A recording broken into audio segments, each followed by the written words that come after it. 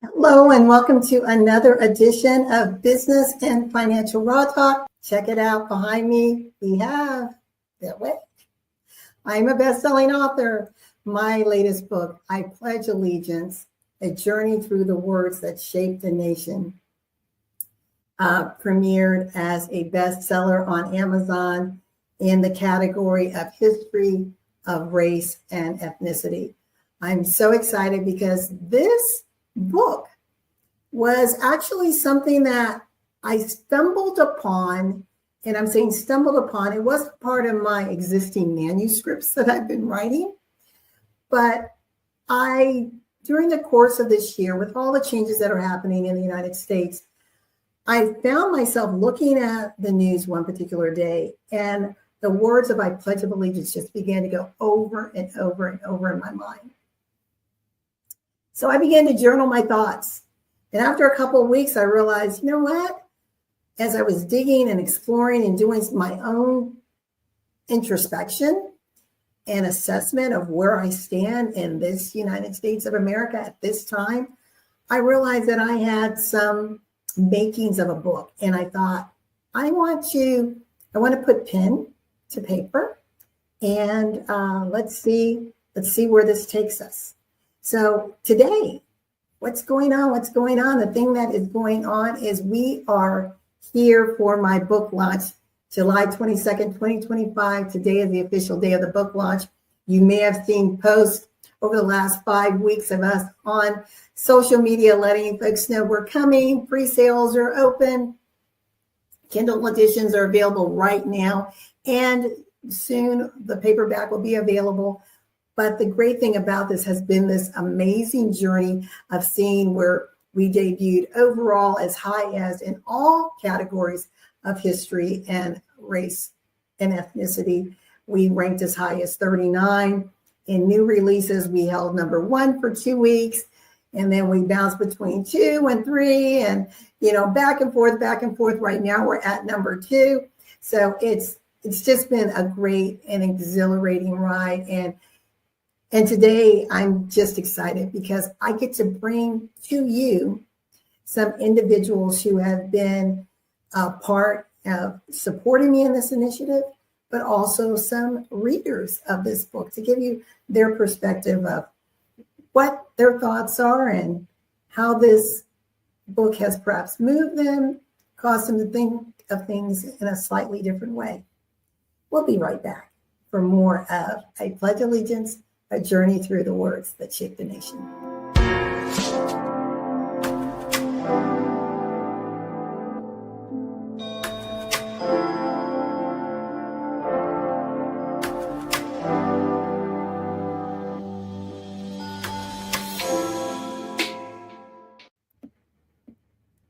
Or you can get your copy of this book right now on Kindle. I Pledge Allegiance, A Journey Through the Words That Shaped the Nation. It is a bestseller. I'm excited. I have done many books before, but I have been a collaborative author in books and have held the title as best-selling author. But this time, this is my solo project. So I want to encourage you, please get your copy.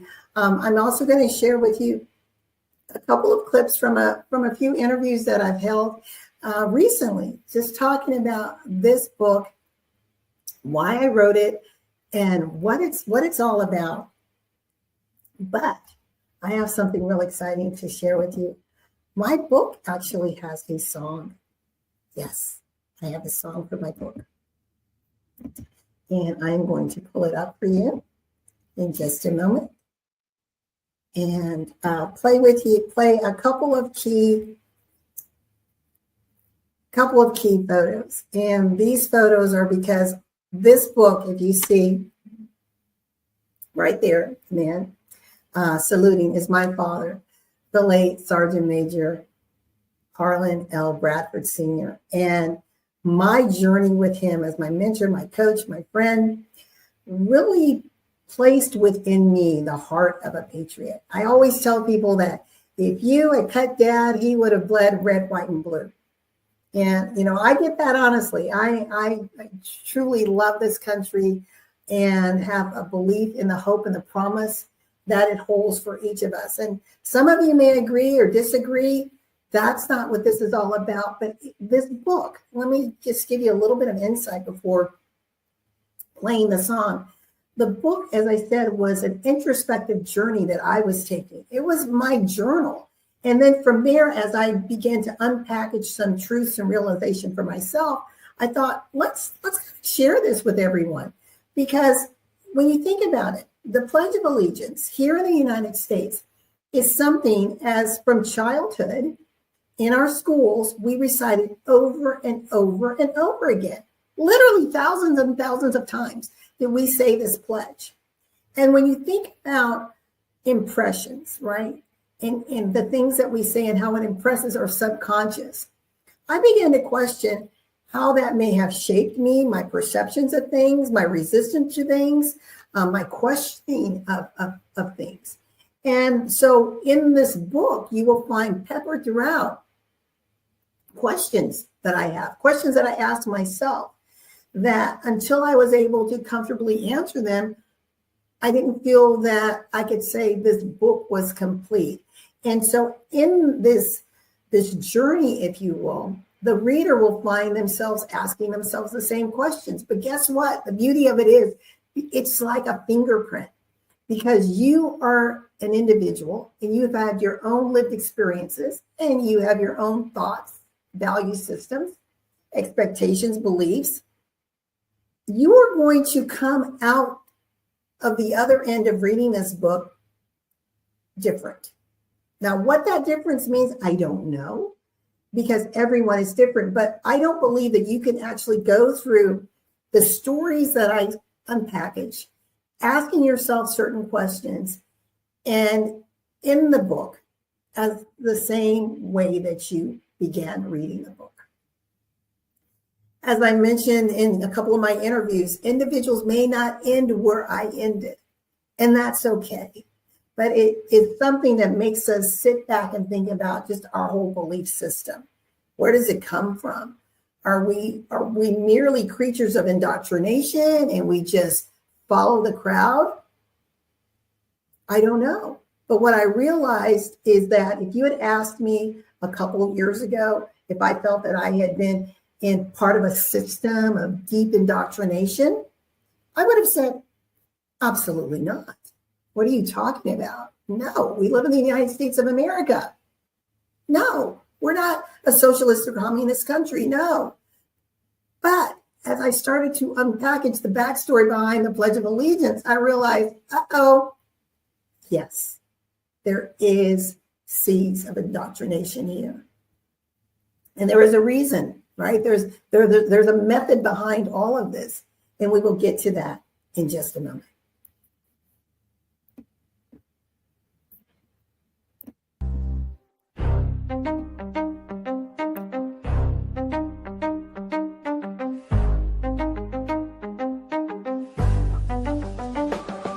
From the segregated military to modern movements for justice, this book uplifts the stories often left in the margins. With a rare blend of poetic grace and historical insight, Bradford moves beyond retelling American ideals. She reimagines them through the lived lens of those too often pushed to the margins. Black women who carried burdens and dreams, indigenous ancestors whose sacred truths still echo, immigrant allies who stood shoulder to shoulder in faith and sacrifice, and unsung patriots who, despite betrayal, still believed in the promise of America.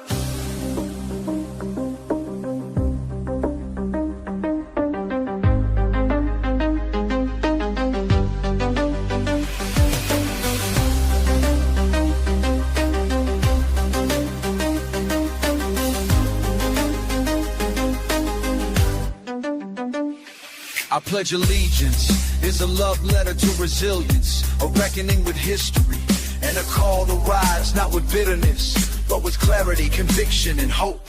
It's a reminder that patriotism is not silence, it is speaking truth while holding the flag in one hand and faith in the other.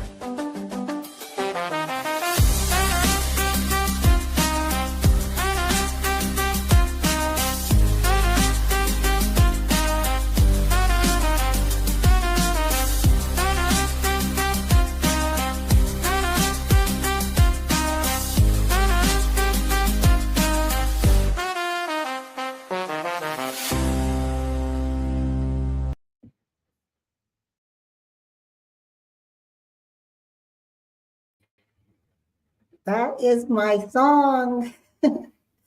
I pledge allegiance, and it really speaks to the cry to be recognized as Americans, not just in word, but in action and in celebration, and embracing truly who we say we are. I pledge allegiance to the flag of the United States of America and to the republic for which it stands, one nation, under God, indivisible, and with liberty and justice for all. I want to take a moment to just encourage you to go to Amazon and get your copy. You can download it for $4.99 today. Your Kindle version, paperback, will be available a little bit later. And you will be able to go through your own personal journey. It is an interactive book. And one of the things that I say here is the issues of today are loud and urgent. We recognize that, right? We're not in denial. We don't have our heads buried in the sand. We get it. As Marvin Gaye said back in the 70s, what's going on? Well, we are in that what's going on phase. And we're feeling more divided than ever before.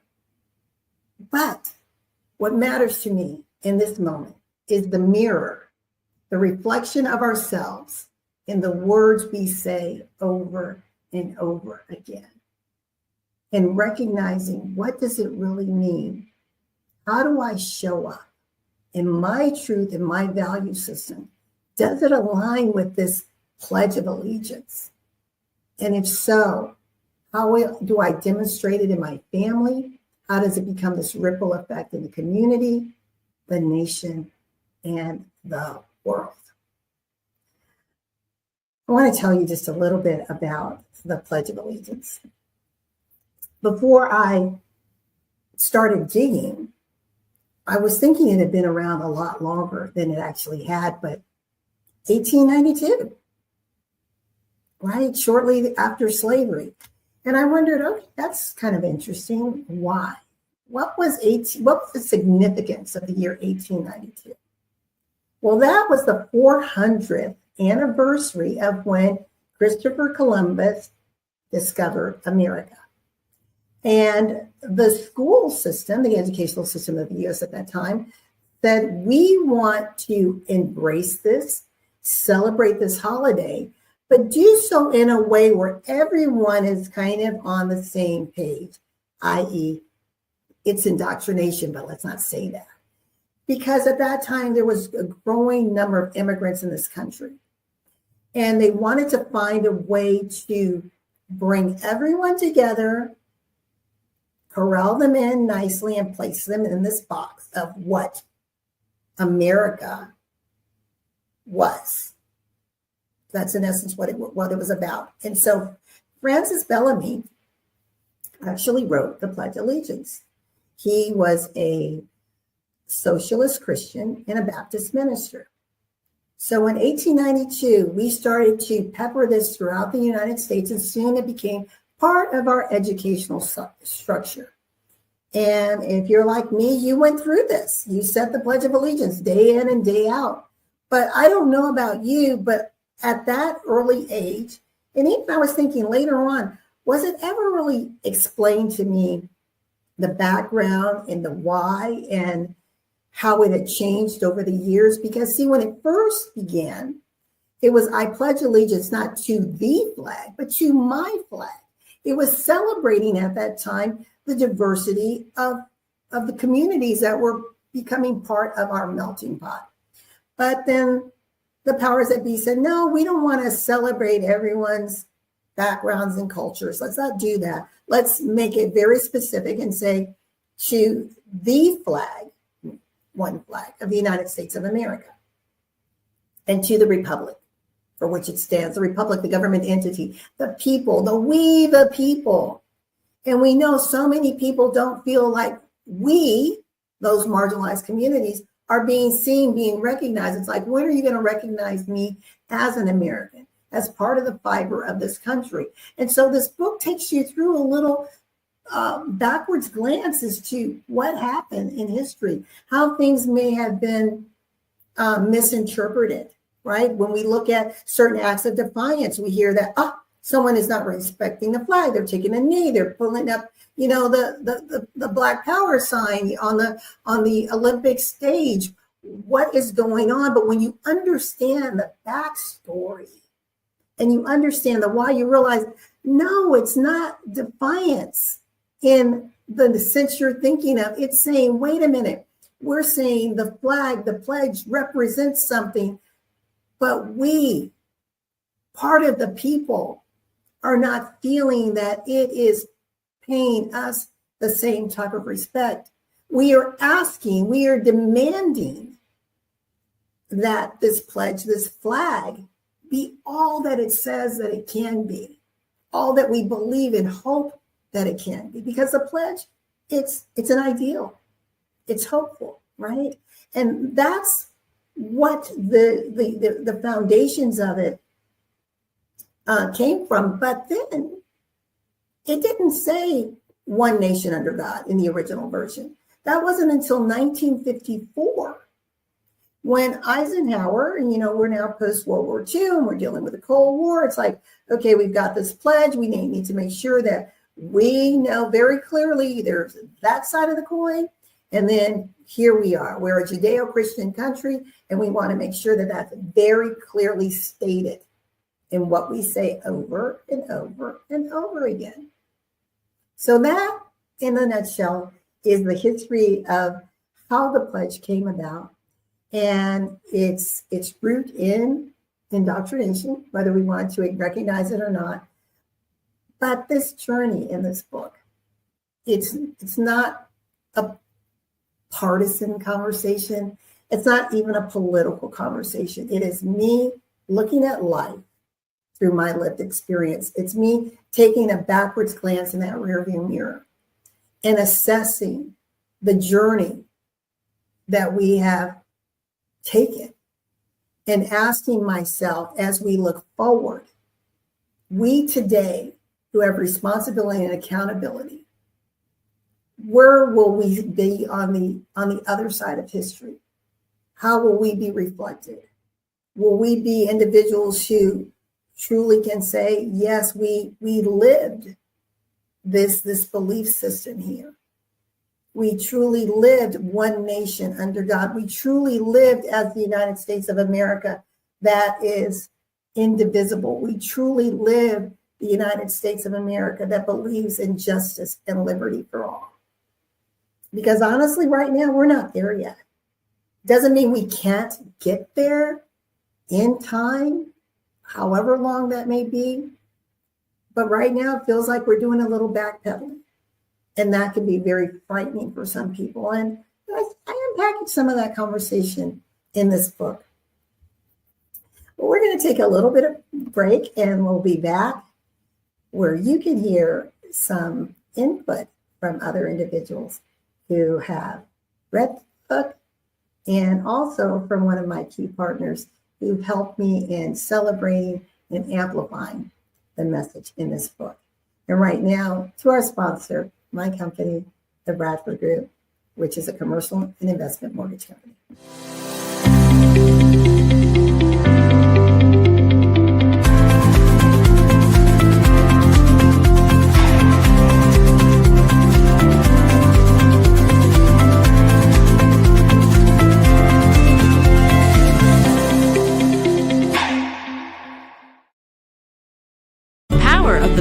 LaWanna Bradford, expanding the impact and influence of authors from around the world. If you want to change the world, pick up your pen and write, said Dr. Martin Luther King Jr. Books are uniquely portable magic. Power of the Pen spotlights authors from around the world. Listen as authors share messages that educate, motivate, inspire, and entertain. Join us each Sunday at 2 p.m. Eastern on e360tv.com.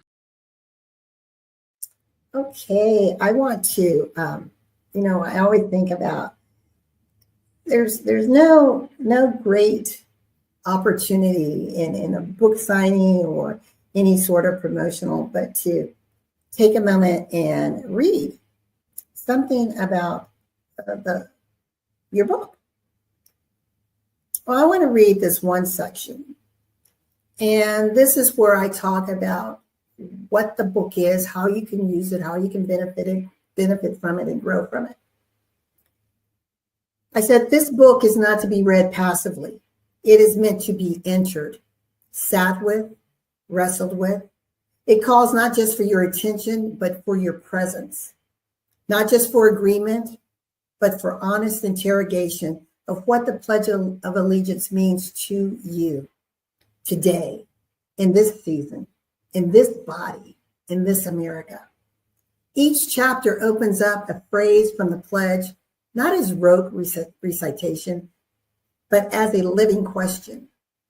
What does this promise ask of me? Where do I see myself in these words?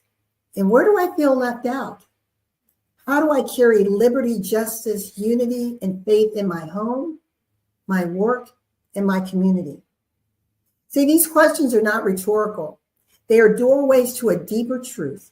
They are meant to stir your spirit, challenge your assumptions, and expand your understanding, not just of this nation, but of yourself.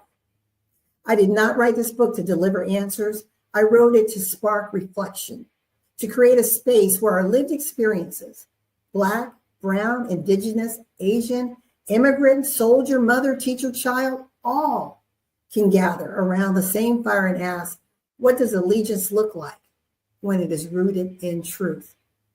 This book is for the young and the seasoned, for the students and the veterans, for families seeking language for difficult conversations, and for individuals ready to confront the gap between the ideal and the real.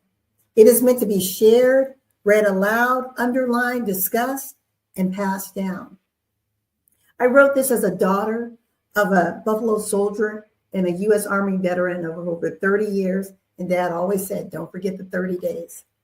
As a Black woman who has tasted both the promise and the pain of this country, I wrote it not to condemn or to glorify, but to reflect, to reckon, and to remember. I wrote it so that we might together reimagine what it means to pledge our allegiance, not just with words, but with our lives. So don't just read this book, enter it. Let it be your mirror, your compass, your call. Sit with the answers. Wrestle in the silence. And when you are ready, stand tall in your truth and pass it on. Because this is not just my story. This is our America, and the next generation is listening. That's the essence of this book. As I said, it's something to enter in, to be reflective, to contemplate on, to ask yourself the tough questions, to align it with your truth, sort of your day of reckoning, if you will. And then decide for yourself, what are the next steps? Is this an opportunity, as Congressman John Lewis said, to get into trouble, good trouble, necessary trouble? Or will you be complacent and be fine being on the sidelines? Or will you be one to ensure that you stand up with a voice that is rooted in truth, that will not be silent or sidelined, in order to ensure that our America is one that is sustained, enhanced, and improved for generations to come, so that it becomes an America that truly is that beacon on a hill, that symbol of hope and promise for the world, not just in word, but in deed.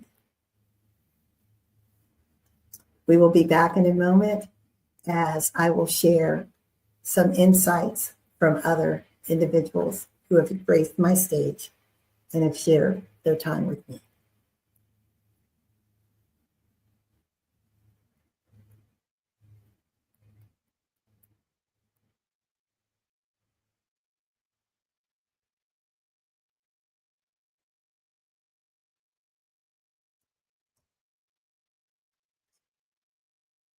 This has been amazing. I want to first say thank you so very much for the opportunity to just be your host on Business and Financial Raw Talk, coming to you every single week. And I want to thank you and those who have supported me along this journey, for those who have purchased my book, for those who will soon purchase the book. Thank you so very much. And I want to read one part before I go of this book, one little chapter. And you can always go to Amazon.com if you want to read a sample of this.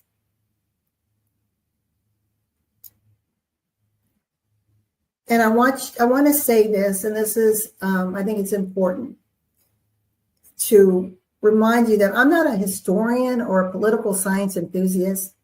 I'm only someone whose curiosity was piqued by cataclysmic moments, moments of that day. A shift had occurred, not just around me, but within me. And I'm referring to the moment that I watched on TV where something shifted. I didn't want to simply watch the noise of the day's headlines or be swept up in the tidal wave of opinions and rhetoric. I felt compelled to pause and to seek, to examine the foundational truths I had always taken for granted. I wasn't looking to make a political statement. I was searching for understanding, for grounding. I wanted to know where these words came from, why we still say them, and what they ask of us now. The questions in my mind were no longer just quiet musings. They became urgent, pressing, and alive. My own brother became a naturalized citizen, though born to American parents. He still had to go through that process because of the way laws were written at that time. Those laws have since shifted, but it made me think, if laws can change or access can change, identity can change, or at least what the nation calls you can. I remember a conversation with my dad during the height of COVID. When we talked about identity, he said, when I was born, we were Black, then we were colored. His birth certificate said so. Since then, we've been Negro, Black, Afro-American, African-American, and now it's /African-American Black. Every generation given a new name, but never quite just American. So when we say one nation, will we ever really? Because our American identity was often wrapped in qualifiers based on where we were born or where our ancestors came from. And that's complex. There's nothing wrong with honoring our roots, celebrating the strength and resilience in our blood. But I wonder, does this create internal conflict? Or is it a call to see the full, brilliant mosaic of this country? This nation has always been a paradox, equal parts hope and heartbreak, promise and pain. But somehow every school child, no matter the color of their skin, no matter their origin, was taught to stand with their hand over their heart or salute with solemnity over offering a gesture of surrender and respect to a flag that represents more than a nation. It represents an ideal. One nation under God, indivisible, with liberty and justice for all. Those words have grown heavier over time, yet more sacred. And now I find myself not just reciting them, but interrogating them, embracing them, wrestling with them, and ultimately believing in them with my whole heart. This book is born out of that reckoning. It's the journey of a Black woman, a patriot, a daughter of a Buffalo soldier, an American searching for meaning to a pledge I've known and recited through rote memory all my life. But I can now humbly say that I didn't have the depth of knowledge that I do since writing this book. You'll notice there are going to be questions, as I mentioned, but it's by design. And as I mentioned, it's not a passive reading experience. The internal questions echo something I remember from The Matrix. Trinity doesn't offer Neo all the answers. She offers the right questions, because the real answers, they're not handed to us. They're uncovered, they're wrestled with, they are lived. So as you read, don't rush past the questions. Sit with them, revisit them, use them as mirrors. The answers, should we dare seek them, are already stirring within each of us, waiting for voice. As I went on this journey of self-discovery, I came to my truth. When I place my hand over my heart today, I do so not out of habit, but with intention. Thank you so very much for joining me for this special edition of Business and Financial Raw Talk. You can get your copy of I Pledge Allegiance, A Journey Through the Words That Shaped the Nation on Amazon. Thank you again for your support. Be safe, be well, and remember that in life and in business, when your vision intersects with opportunity, success is inevitable. Bye for now.